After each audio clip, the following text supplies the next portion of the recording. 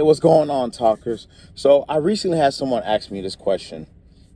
Is the trucking business profitable in 2023? So I want to be very transparent with you guys and kind of give you my opinion. Now, again, you everyone is different. Everyone's situation is different. We all know that. You could be selling shoestrings and I can be selling shoestrings. It might not be profitable for me, but it might be very profitable for you. It all depends on the circumstances. With that being said, when it comes to the trucking market in 2023, compared to what it was 2 years ago, or even maybe 3 years ago, the average rate for truckers was basically around like 315, 320. That was the average rate. Like that was the low. $3.15 or $3.20. Now, there were a lot of rates that were $4, $5, $6 that were, you could actually see it pop up a lot. And 2 years ago, the rejection rate were low. Matter of fact, no, was it? No, matter of fact, the rejection rates were high 2 or 3 years ago. What does that mean? 2 or 3 years ago, there's a lot of truckers rejecting the rates. So as a broker, if I look on the system and I see that the rejection rates are high, meaning that there's a good chance I'm going to put out my rate out and I'm going to have truckers deny it because of the rate of the whatever load I'm trying to get shipped out or trying to get picked up or recovered, whatever the case may be.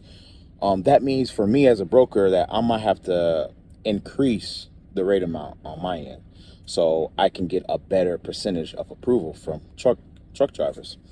Fast forward to where I'm at now, I'm a truck driver now. I'm not a broker anymore. The rejection rate are low. Truckers are taking whatever they can take. Like, that's just the honest truth. And now the lowest, the average rate you get is like $1.90. $2 maybe. Now there are a couple $3 loads, maybe $4 loads, but they're not very common like they were a couple years ago. And it all comes down to, because of the rate, does that mean that the trucking market is not profitable? No. What that comes down to is whoever have the lowest cost operation is going to have a better profitable year than someone who has a higher cost operation. Like for a person who owns their truck outright, they own their trailer outright, their insurance rates are low, they keep up with the maintenance, they're going to have a way better profitable year than a person who's leasing to a company, right, that has a $190,000 truck, the tractor, and also have a $30,000 to $50,000 trailer, right, that has to pay $2,000 to $3,000 a week for their equipment a week. And that's not even for gas. We didn't add in the gas, we didn't add in the tolls, we didn't add in maintenance, we didn't add in extra miscellaneous charges, lumber fees. We didn't add none of that. And by doing that math, you can kind of look at and say, well, the person with that high overhead, it might not be a very profitable year for that person than a person who has a lower overhead.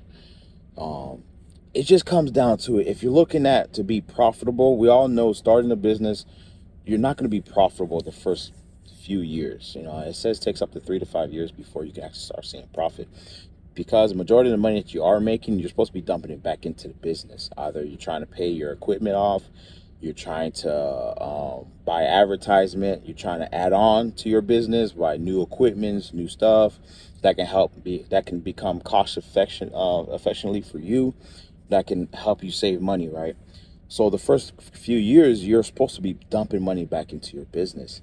Now, of course, a couple of years ago, when we had the big boom, where the truck market was at this all-time high, you can literally jump in the trucking game with a high truck payment and a high trailer note and still make $4,000 to $5,000 a week net.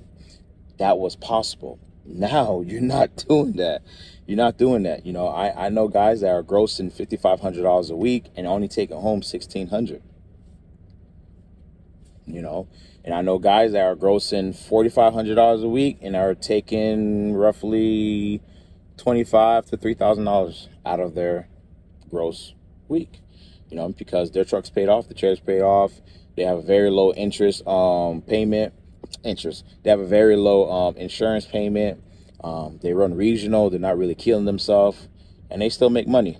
So it just really comes down to your overhead. You just can't really look at the market and say, oh, the trucking market is not profitable. Oh, it's going downhill. Well, it's not really going downhill. We see a lot of mega carriers are buying out other trucking companies, right? And some of these mega carriers are buying other mega carriers, like Knight and Swift bought out U.S. Express.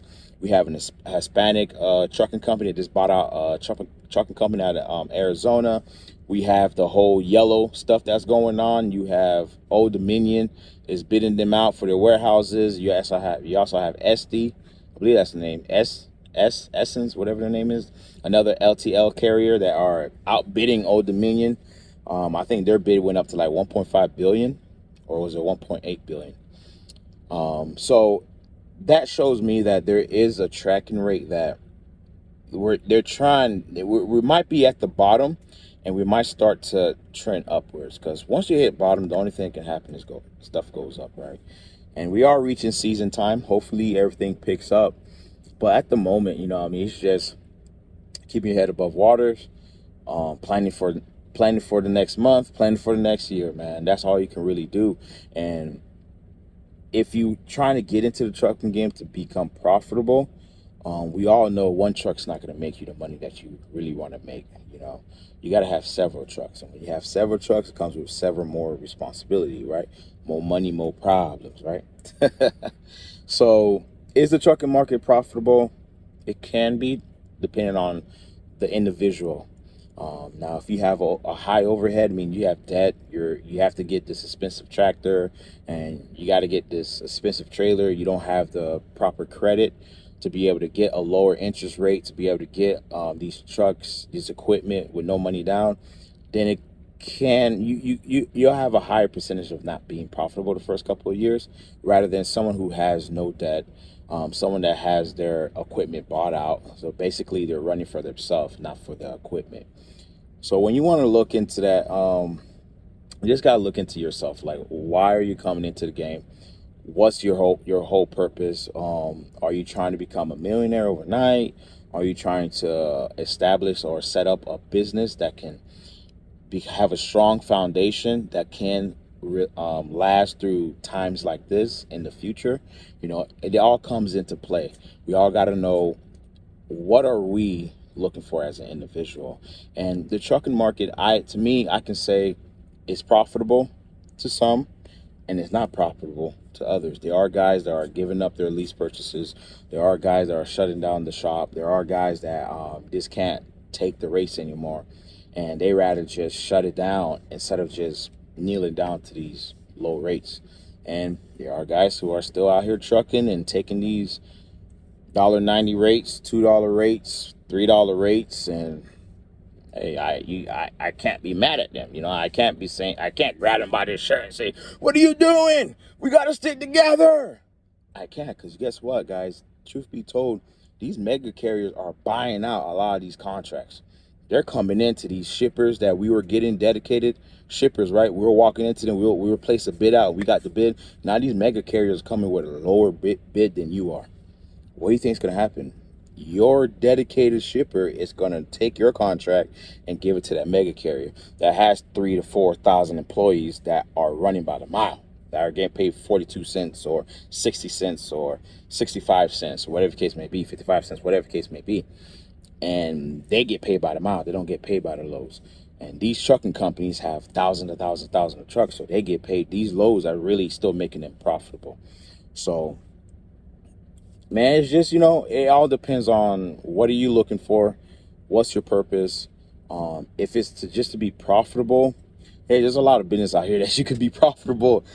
Trucking can be one of them. And if trucking doesn't work for you, there's several other businesses that you can invest in and become profitable. But at the long run, it's what makes you happy. And don't look at the profits. Don't look at the money that you're not making compared to someone else, but kind of focus on what you will be in the next 5 years, if that makes sense. Focus on stuff that you need to take and set goals, and purpose and all that stuff. And I promise you, the next couple of years, as long as you stick to it and you grind, this business will be profitable for you.